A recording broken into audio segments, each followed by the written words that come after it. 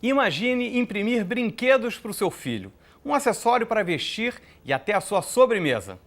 Eu sou Beto Largman e o tema do programa de hoje é impressão 3D. Vamos entender como funcionam as chamadas impressões físicas, que podem ser produzidas tanto em máquinas que custam milhares de dólares, quanto nos modelos mais baratos, destinados ao consumidor final.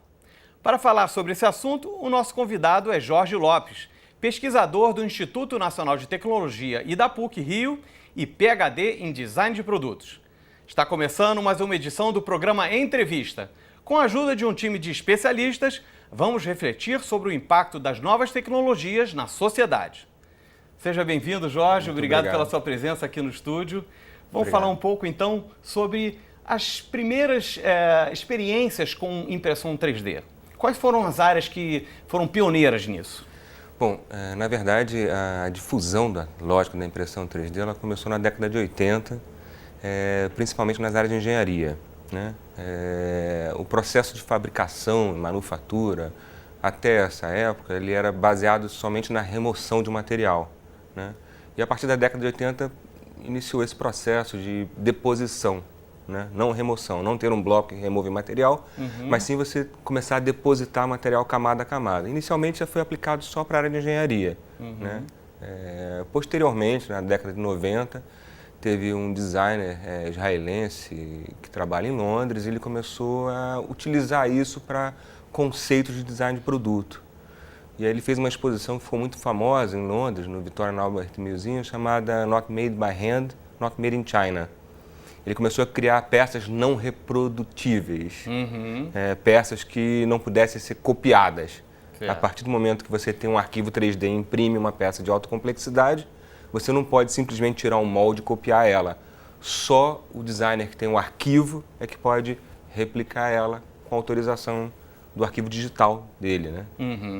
E a partir dessa exposição, vários designers começaram a utilizar.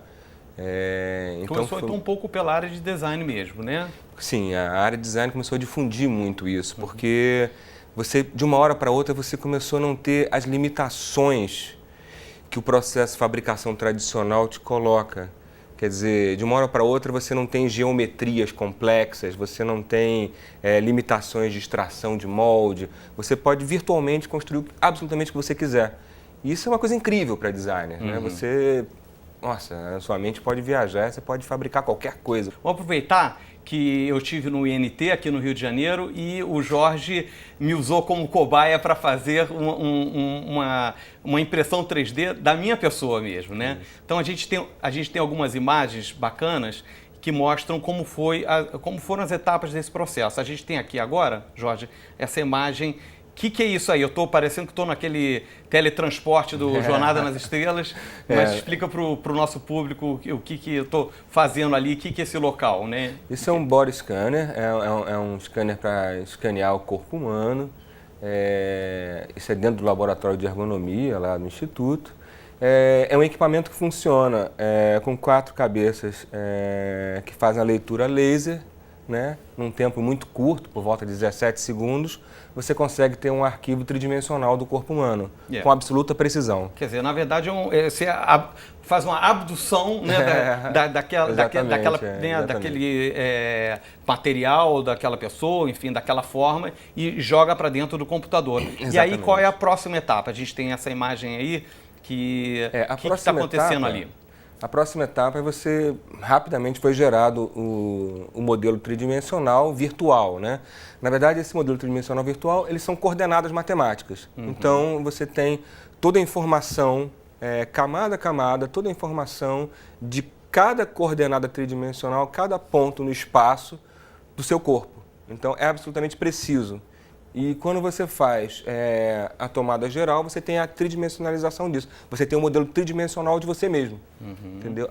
Com todas as dimensões, com todas as circunferências, todas as possíveis obtenções de dados matemáticos do seu próprio corpo. E aí depois essa imagem precisa ser tratada, né, para virar então, agora a nossa próxima imagem, que esse é o modelo 3D final, é isso? Isso, esse é o modelo 3D virtual ainda, final, se não é físico, né?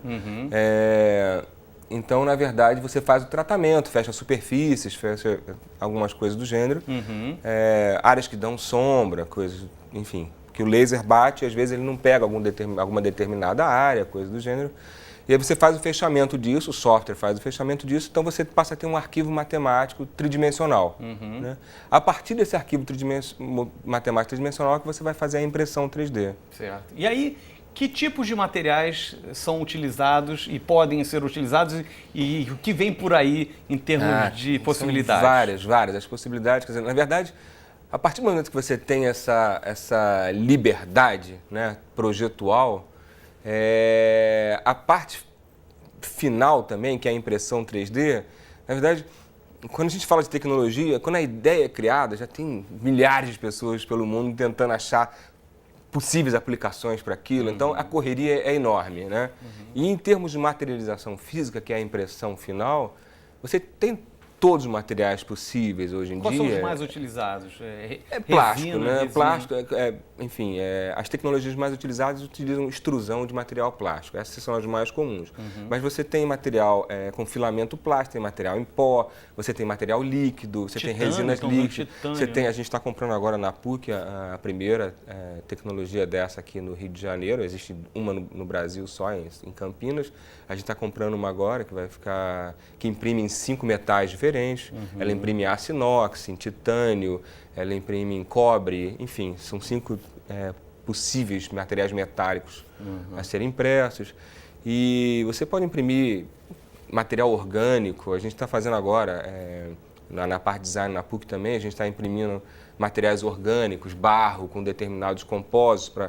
É um projeto de doutorado relacionado à Casa do João de Barro, então a gente está fazendo algumas geometrias, imprimindo já em barro, enfim, você quiser. As novas tecnologias estão barateando, né, o custo e os novos computadores mais potentes. A gente hoje tem num celular, a gente tem uma capacidade de processamento incrível. Absurdo, incrível. Então a gente está vivendo então esse novo momento de talvez de impressões caseiras com uma nova geração de impressoras caseiras. A gente tem até algumas imagens dessas impressoras. Quais são essa aí? Tem até uma impressora portátil, né? Então, o cara está levando. Essa foi muito legal, porque foi na Euromold agora no final do ano passado, lá em Frankfurt.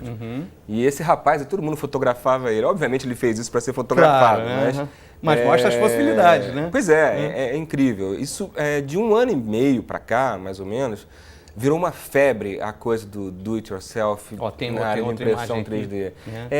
Isso aí eu achei incrível também. Isso é uma impressorinha para crianças mesmo, sabe? Essa imagem agora é a filha do Sérgio, pesquisador, Sérgio Azevedo, lá do Museu Nacional.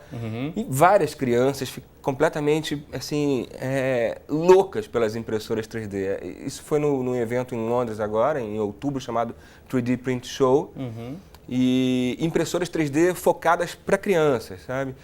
E isso é uma coisa muito interessante porque no início de dezembro foi aberto em Nova York a primeira loja em Manhattan mesmo, a primeira loja que vende impressoras 3D.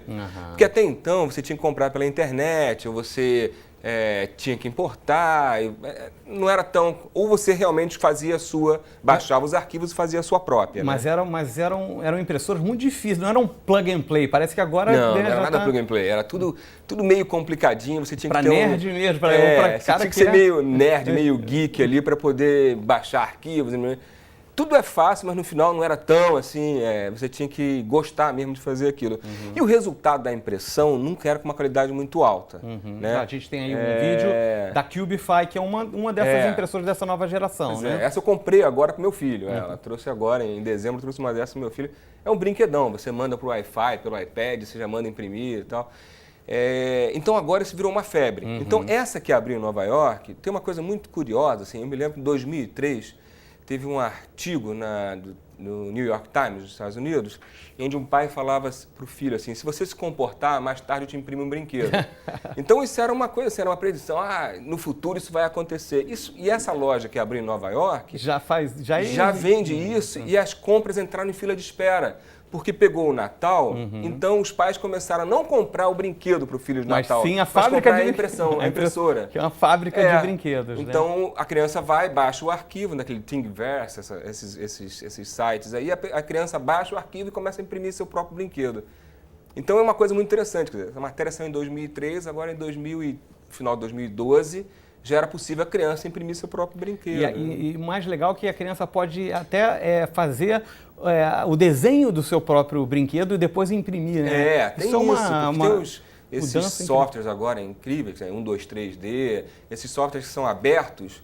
Que já facilitam, né? Super. As crianças vão lá e já fazem o upload do seu arquivo digital, ou tira a foto com o iPhone, faz o upload, bota ali, o software imediatamente gera o arquivo 3D que você manda para a impressora. É assim, é simples assim. Você acha que as pessoas, da mesma maneira que hoje nós temos a impressora de papel, o futuro as pessoas também terão sua impressora 3D? Eu vejo isso muito claramente. É um presente, eu não digo nem futuro, é um presente. Já é uma realidade, Já é uma realidade, em vários países já é uma realidade.